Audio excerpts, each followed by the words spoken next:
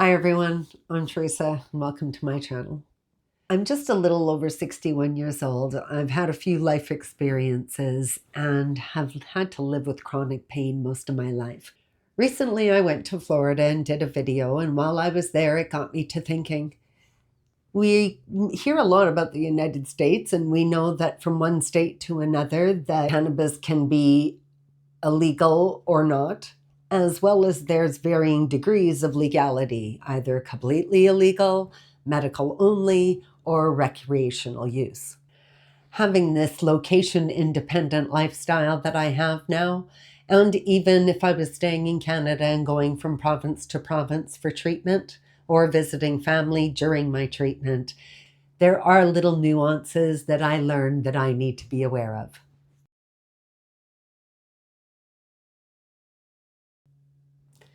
When you live with chronic pain, or you might be going through chemo, you don't just go buy one joint. It's your medicine. You definitely stock up once you're there. You might have oils, capsules, lotion, flour, and all of it on the go at the same time. Federally in Canada, you can carry 30 grams of cannabis in public. Now, that is dried flower.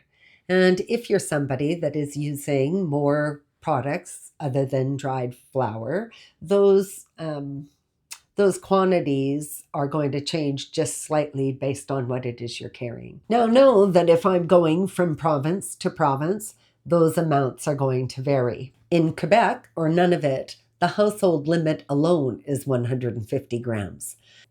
And there's also a household limit in British Columbia of 1,000 grams. For a regular recreational user, that might seem like a lot. But for a medical patient using high dose oils, you can get to that limit pretty fast. So don't let a long-term stay in another province turn into a headache for you. Now let's talk about actually using your product. If you're using oils or edibles or topicals, no matter. I don't think anybody's going to get on your case because you decided to pop a gummy in your mouth. But if you're going to smoke, whether it be vaping or actually using flower, you're going to be looked at somewhat like a smoker. You want to be respecting the general smoking rules as they pertain to cigarettes or tobacco and vaping, but you also want to look at the fact that you are using what is considered a substance for adults only. So if I'm having a flare-up in Ontario or BC, I'm usually in pretty good shape. I can spark up no matter where I am. It's not frowned upon legally. But if you take that flare-up back home to my home province of Manitoba or next door to Saskatchewan, they want you behind closed doors.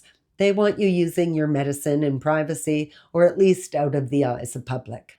Now, if you're a bit of a warrior like me and you're a die-hard user, or you're traveling for treatment, you might want to have a bit of a game plan in place before you get there. I tend to do that because where you're going, the park rule might not apply.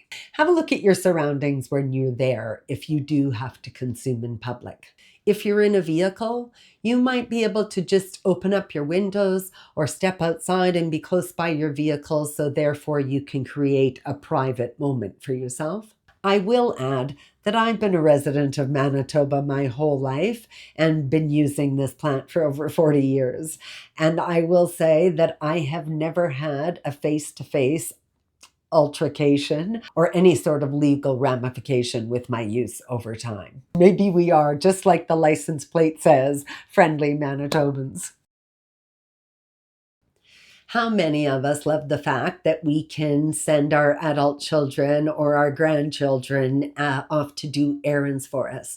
Send them off to pick up items that we need, which can be including our medications. And that medication can include cannabis. If you have adult children or you're visiting in Quebec, remember the legal age there is 21. Even though you might be legal adults back home in Alberta at 18 or anywhere else in the country at 19 years old, remember while you're in Quebec, it's 21 all day long.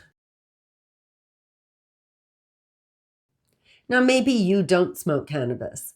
Maybe you don't ingest it all, and topicals are your way you go. From province to province, you may not be able to find the product you're looking for so readily. If you rely on heavy CBD strains, and especially say for topicals for your joints, in Ontario, you can find almost anything anywhere. But let's go back to Quebec again. In Quebec, it's just a little bit different. The province, or the SQDC, doesn't allow for sales of topicals or creams or any other certain appealing edibles. If it's a specific cream you want, you might want to bring it from home. Don't count on a local cannabis shop in Quebec having it for you. Because lotions are considered having medicinal purposes, they leave that for other health and wellness stores. Now there's packing cannabis for the road. I tend to smoke with a pipe, so this is my carrying case that I tend to take with me everywhere I go.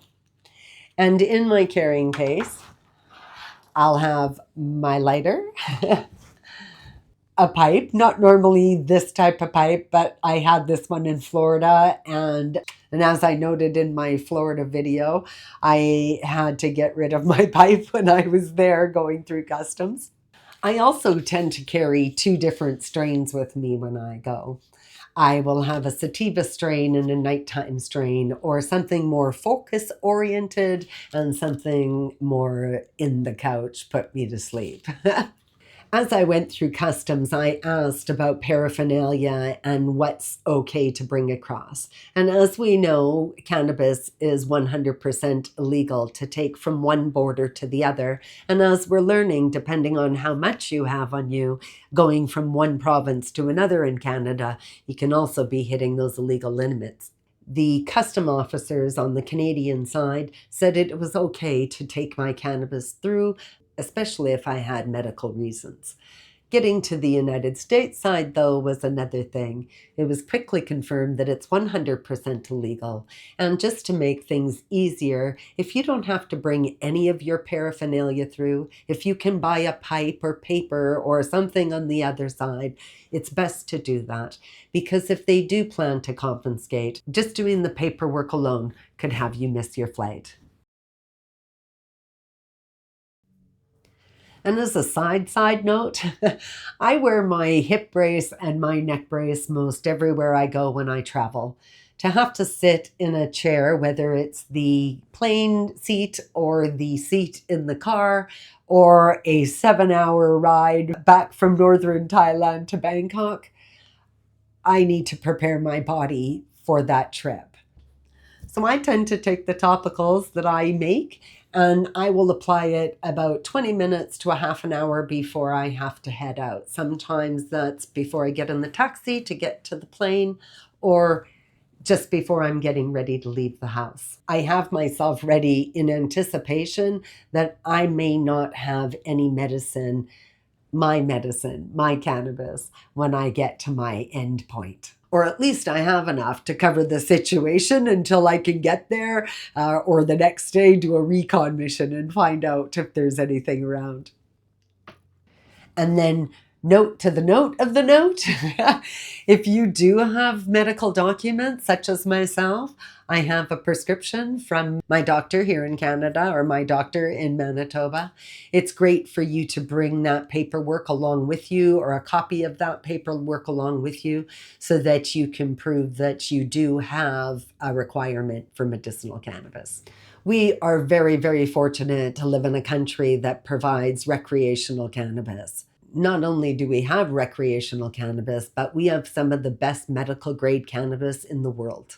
And if you have information about that strain or the best medicine that's available for you, you can enter almost any retailer in Canada. You can get exactly or most nearly anything you need. And if not, most of them will order it for you. If you have any questions on how I manage my pain and my journey with cannabis, please leave a comment below. I'd love to hear from you. So safe and happy travels, and remember to be kind to yourself.